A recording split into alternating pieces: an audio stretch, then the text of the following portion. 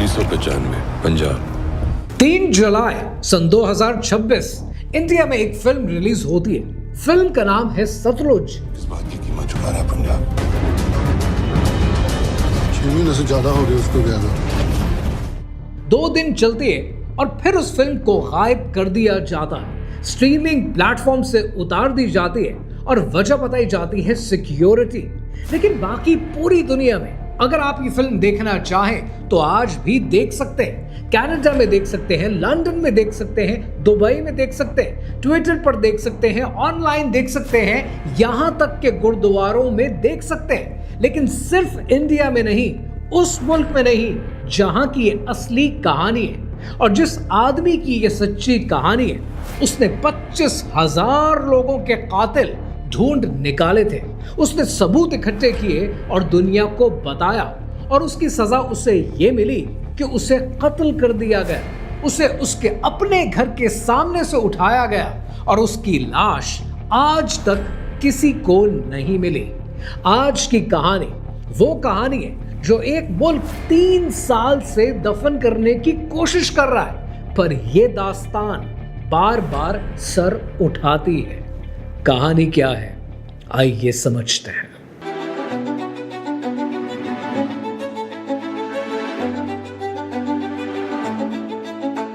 ये कहानी शुरू होती है सन 1990 की दिहाई में इंडियन पंजाब के शहर अमृतसर में।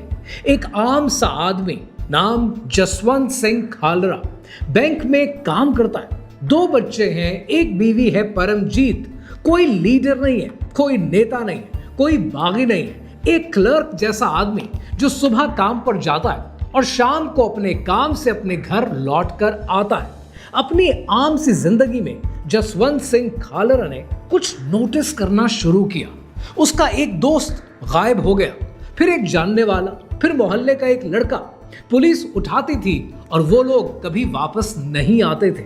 घर वाले ढूंढते थे, पुलिस कहती थी कि हमें नहीं पता कहां गया। हो सकता है भाग गया हो सकता है कि मिलिटेंट बन गया हो, क्योंकि उस वक्त पंजाब में सवाल पूछना जुर्म माना जाता था। लेकिन जसवंत सिंह खालरा खामोश नहीं हुआ। उसने कुछ ऐसा किया जो किसी ने कभी सोचा तक नहीं था। उसने इन लोगों को गिनना शुरू कर दिया। वो शमशान घाट जाता था, रिकॉर्ड चेक करता था, म्युनिसिपल कमेटी के कागज देखता था, लकड़ी खरीदने के बिल्स चेक करता था और वहां से उसने एक चीज देखी जिससे उसकी रूह कांप उठी। कागजों में लिखा था कि लावारिस लाश है, अनक्लेम्ड बॉडी, यानी वो लाश कि जिसका कोई वारिस नहीं है। पुलिस उन्हें लेकर आती थी, जला देती थी और फाइल को बंद कर देती थी। लेकिन जसवंत सिंह खालरा, उसने उनमें से कुछ नाम पहचान लिए। वो नाम लावारिस नहीं थे, उनके घर वाले थे, उनके माँ बाप थे जो अभी तक थाने के चक्कर लगा रहे थे, जो उन्हें ढूंढ रहे थे, जो उनका इंतजार कर रहे थे कि उनका बेटा एक ना एक दिन लौट आएगा। उनके बेटे को पुलिस कब का जला चुकी थी और उन्हें बताया तक नहीं गया था। जसवंत सिंह खालरा गिनता गया, एक शमशान घाट, फिर दूसरा, फिर तीसरा, और जब तक तहकीक मुकम्मल हुई उसके सामने जो नंबर आया वो इतना भयानक था कि लिटरली सुनकर आपके रोंगटे खड़े हो जाएं। 25,000 लोगों को उठाया गया, मारा गया, उन्हें चुपचाप जला दिया गया, बगैर किसी रिकॉर्ड के, बगैर किसी घर वालों के बताए हुए, लावारिस लिखकर। अब जरा 1 मिनट के लिए आप जरा ये सोचें कि आपके हाथ में इतना बड़ा सबूत आ जाए। आप जानते हैं कि इन लोगों को जिन्होंने उठाया है उनके पास ताकत है, बंदूक है, उनके पास सरकार की, रियासत की हिमायत है, और आप सिर्फ एक बैंक के मुलाजिम हैं, तो आप क्या करते? जसवंत सिंह खालरा ने सबूत दुनिया के सामने रखने का फैसला किया। उसने प्रेस कॉन्फ्रेंस की, उसने अदालत का दरवाजा खटखटाया और फिर वो कनाडा गया और वहां की पार्लियामेंट के सामने खड़े होकर उसने सब कुछ बयान किया। कनाडा ने उससे कहा कि यहाँ रुक जाओ, तुम्हें हम यहाँ पनाह देने को तैयार हैं, तुम्हारी जान को वहां पर खतरा है, यहाँ तुम महफूज रहोगे, तुम्हारा खानदान महफूज रहेगा। और जसवंत सिंह खालरा ने इनकार कर दिया। उसने कहा कि मेरा काम अभी पूरा नहीं हुआ। वो वापस आया पंजाब में, वापस आया अपने घर में, अपनी मौत की तरफ, अपने उस इलाके में जहां वो शायद जानता था कि उसके साथ क्या होगा। 6 सितंबर 1995 को अमृतसर की एक सुबह जब जसवंत सिंह खालरा अपने घर के बाहर अपनी गाड़ी धो रहा था तो एक गाड़ी आई, लोग उतरे, उसे उठाया और उसके बाद जसवंत सिंह खालरा को आज तक किसी ने नहीं देखा। उसके साथ वही हुआ जो उसने 25,000 लोगों के साथ होते हुए डिस्कवर किया था। उसे उठाया गया, उसे तशद्दुद का निशाना बनाया गया, उसे मार दिया गया और उसका जिस्म मिटा दिया गया। उसकी उम्र उस वक्त 42 साल थी और उसकी लाश आज तक 31 साल बाद तक किसी को नहीं मिली। लेकिन यहां पर आपको एक इंटरेस्टिंग बात बताऊं कि ये कहानी यहां पर खत्म नहीं होती है, क्योंकि जसवंत सिंह खालरा की जो बीवी थी परमजीत कौर, उसने हार नहीं मानी। And sometimes it really gives me goose bumps. उसकी वजह ये कि अगर औरत ठान ले कि उसने कुछ अचीव करना है, उसने इंसाफ के लिए खड़ा होना है, अपने शौहर के लिए खड़ा होना है, तो लिटरली दुनिया की कोई ताकत उसके आगे नहीं आती। परमजीत कौर ने हार नहीं मानी है, वो लड़ती रही, एक अदालत से दूसरी अदालत सालों साल लड़ती रही। उसने इंडिया के सबसे बड़े तहकीकाती इदारे CBI, जो इंडिया की सबसे बड़ी एजेंसी है, उसको ये केस टेकअप करने पर मजबूर कर दिया और आखिर में उन पुलिस वालों को उसके शौहर के नाजायज कत्ल के ऊपर उम्र कैद की सजा हुई। यानी एक औरत ने एक रियासत की पुलिस को अपने शौहर के नाजायज कत्ल पर हिला डाला। अब इंटरेस्टिंग बात पता क्या है, इस फिल्म की जो अपनी कहानी है वो जसवंत सिंह खालरा की कहानी से कुछ ज्यादा अजीब नहीं है, क्योंकि इस फिल्म की अपनी कहानी बहुत अजीब है। इस फिल्म का पहले नाम रखा गया घल्लू घारा। ये पंजाबी का एक लफ्ज है जिसका मतलब है कत्ले आम। वो कत्ले आम जो सिखों के साथ इंडिया में दिहाइयों से हो रहा है। सेंसर बोर्ड ने कहा कि ये नाम नहीं चलेगा, इस नाम को बदलो। लिहाजा फिल्म डायरेक्टर्स ने इस नाम को बदल दिया। उन्होंने फिर इस फिल्म का नाम रखा पंजाब 95। सेंसर बोर्ड ने कहा ये नाम भी नहीं चलेगा, इस नाम को भी बदलो। और फिर उन्होंने एक बार फिर इस नाम को बदला और नाम रखा सतलुज, एक दरिया का नाम, एक बेजरर, बेमानी, एक खूबसूरत नाम जिससे किसी को कोई इख्तिलाफ ना हो। जरा गौर से एक बात को समझने की कोशिश करें कि एक फिल्म जिसका नाम कत्ले आम है, वो कत्ले आम के बारे में उसके नाम से कत्ले आम को ही हटा दिया जाए, एक बेजर्रा सा नाम रख दिया जाए ताकि दुनिया तक ये पैगाम ना पहुंचे। और यही इस फिल्म की असल कहानी है। ये सिर्फ फिल्म बैन करने की बात नहीं है, ये उस लफ्ज को मिटाने की बात है कि जिसके ऊपर आज इंडिया का कल्चर खड़ा है, इंडिया की सच्चाई खड़ी है कि इंडिया में माइनॉरिटीज का साइड होता था, हो रहा है और होते रहने का अंदेशा है। अब जरा मैं आपको लेके चलता हूं थोड़ा और कहानी की तरफ। अब जरा आप एक बात सोचें कि अगर एक फिल्म के नाम से इतना डर क्यों है, एक दरिया के नाम पर उसका नाम क्यों रखा जाता है? क्योंकि ये फिल्म एक ऐसे जख्म को खोलती है जिसे इंडिया की गवर्नमेंट्स 40 साल से दबाने की कोशिश कर रही है। लेकिन उसको समझने के लिए आपको तारीख में थोड़ा पीछे जाना होगा। जून 1984 में जब इंडियन आर्मी ने गोल्डन टेम्पल पर हमला किया, अमृतसर का दरबार साहिब, सिखों की सबसे मुकद्दस जगह, वहां पर टैंक्स, तोपें चला दी गई उस मुकद्दस मकाम के अंदर। और यहां से ऑपरेशन ब्लू स्टार का आगाज हुआ और उसमें मिलिटेंट्स के साथ साथ सैकड़ों जियारत करने वाले मासूम लोग भी मारे गए जो वहां पर सिर्फ इबादत के लिए आए थे। सिख कम्युनिटी के लिए ये सिर्फ एक फौजी ऑपरेशन नहीं है, ये उनकी रूह पर हमला है। आप जरा इमेजिन करें, एक मिनट के लिए सोचें कि नौजुबिल्ला अगर खाना काबा पर कोई तोपें लेकर, टैंक लेकर घुसने की कोशिश करे तो आपकी क्या हालत होगी। ये वो जख्म है जो इंडियन गवर्नमेंट्स ने, इंडिया की एलीट्स ने सिख कम्युनिटी को दिए हैं और ये जख्म इतने आसानी से कभी भरते नहीं। और फिर 1984 में उसी साल इंदिरा गांधी के अपने सिक्योरिटी गार्ड्स, उनके अपने सिख बॉडीगार्ड ने उसे गोली मार दी। और उसके बाद जो हुआ वो इंडिया की तारीख का शर्मनाक तरीन बाब है।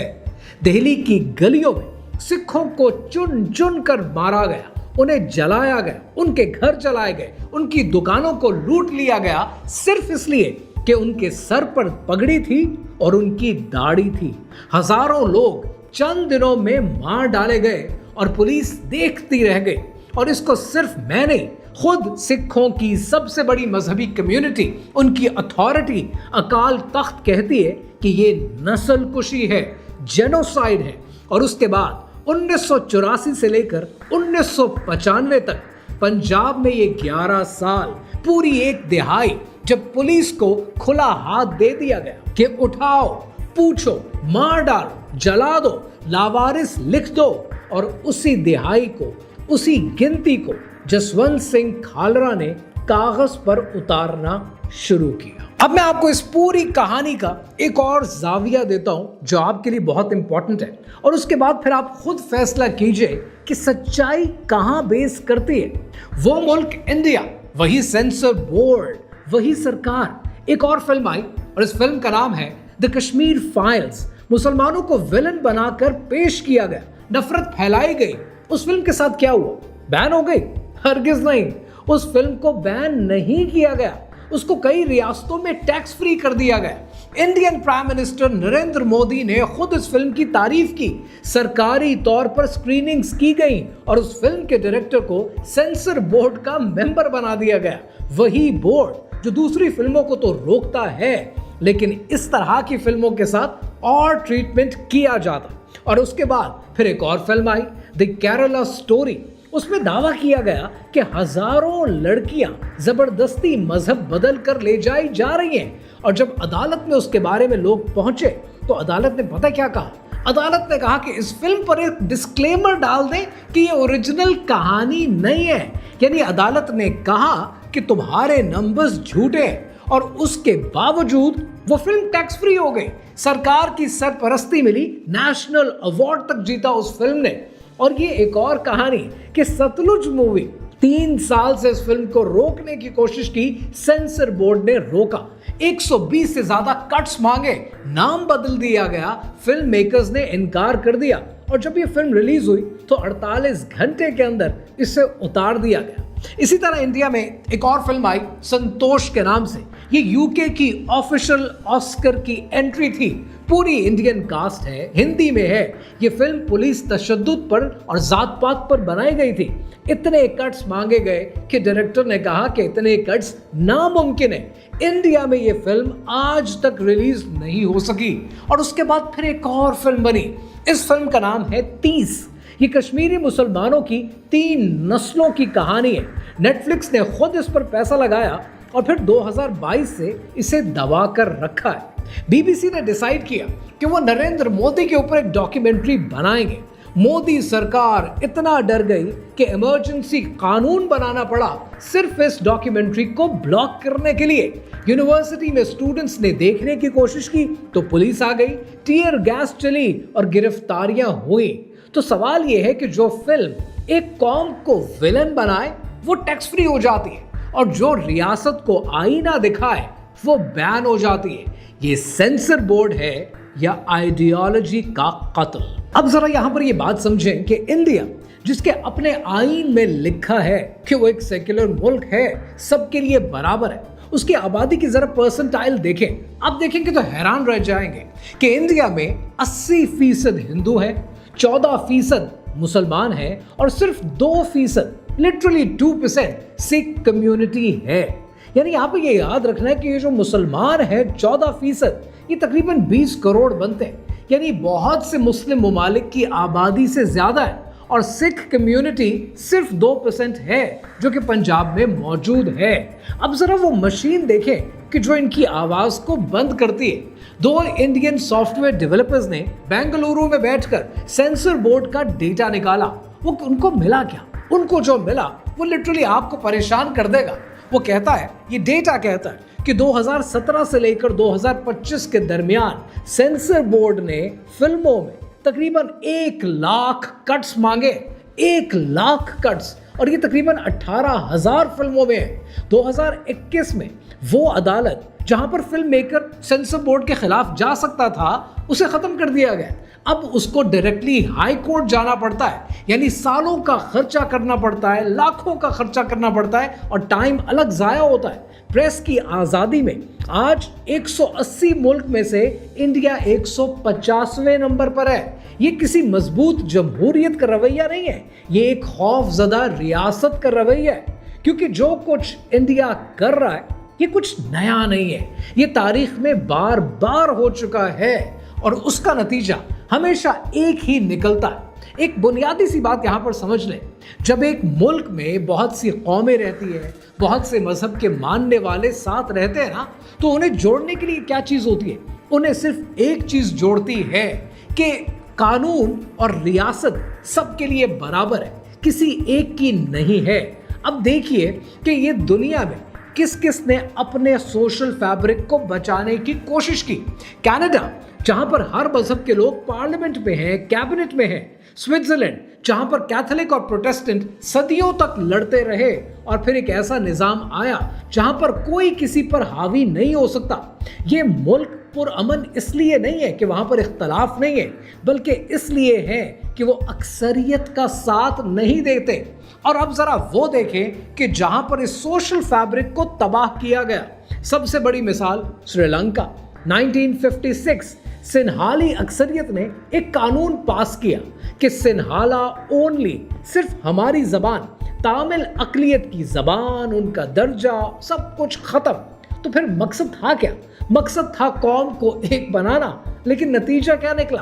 30 साल की एक खाना जंगी हुई, एक मुल्क तबाह हुआ, और वो तामिल बागी जिसके लिए ये कानून बनाया गया था वो पैदा हो गए। यानी तामिल टाइगर्स का वजूद हो गया, वो मिलिशिया जो कि पहले मौजूद ही नहीं था। यूगोस्लाविया आपके सामने, एक मुल्क जहां बहुत सी कौमें साथ रहती थी। फिर लीडर्स ने अक्सरियत का साथ देने का फैसला कर लिया, लोगों ने हथियार उठाए, मुल्क पाक नहीं हुआ, मुल्क खत्म हो गया, नस्ल कशी शुरू हो गई। मैं ये वीडियो इंडिया को कोई नीचे दिखाने के लिए नहीं बना रहा, ये वीडियो मैं आपको इसलिए बनाकर दे रहा हूं ताकि आपको मैं ये बात समझा सकूं कि मजहब के अंदर किसी एक मजहब का साथ देना, अक्सरियत परस्ती करना, चाहे वो हिंदू हो, मुसलमान हो, बुद्धिस्ट हो या क्रिश्चियन हो, हर रियासत के अंदर से उसको खोखला कर देता है। ये इंसानी उसूल है और हम खुद इसका तजर्बा कर चुके हैं। इंडिया का सोशल फैब्रिक जेनोसाइडल है और hence India is a failed state.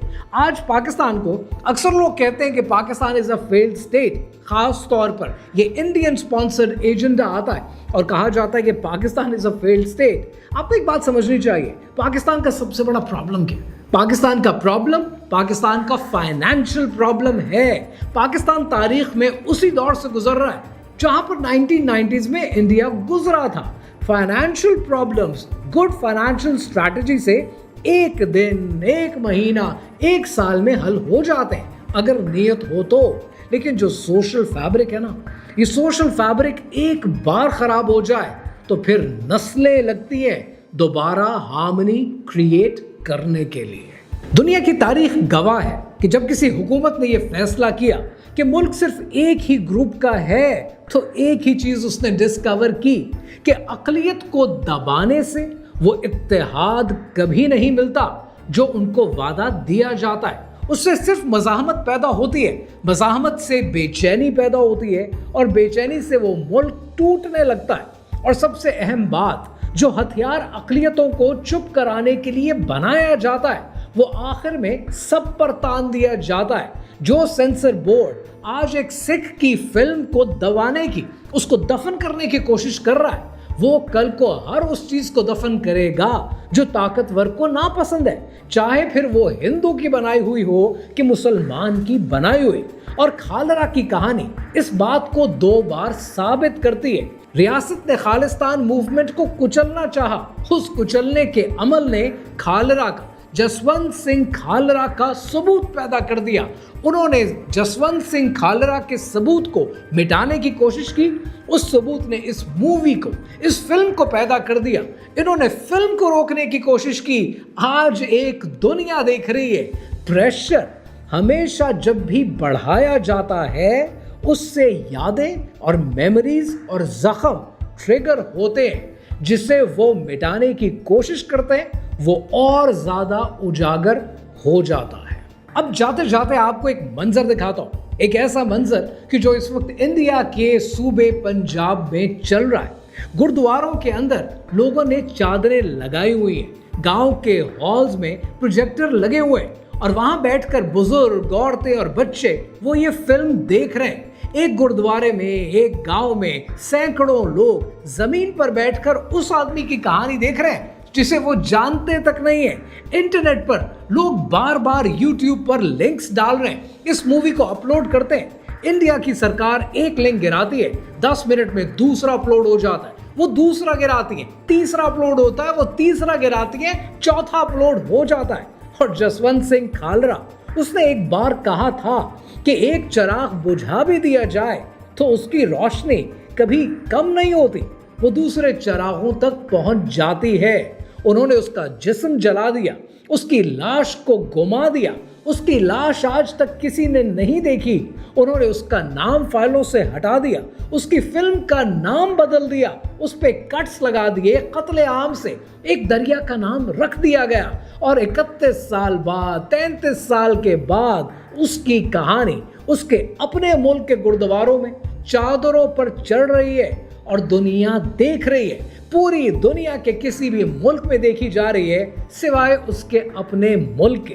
क्योंकि सच को आप बदलने की जब कोशिश करते हैं ना, तो सच आपको बदल देता है। सच को आप दबा सकते हैं, सच का आप नाम बदल सकते हैं, सच पर आप कट्स लगा सकते हैं, लेकिन सच को आप कभी मिटा नहीं सकते। और जो कौम ये बात नहीं समझती, वो तारीख नहीं लिख रही होती, वो अपना ज़वाल लिख रही होती है। शायर ने कहा था ना कि बेजामो सबू कोई मुलाकी नहीं रहता, बेजामो सबू कोई मुलाकी नहीं रहता, बिन हल्के रिंदा कोई साकी नहीं रहता। जो कौम भुला देती है तारीख को अपनी, उस मुल्क का जोग्राफिया बाकी नहीं रहता।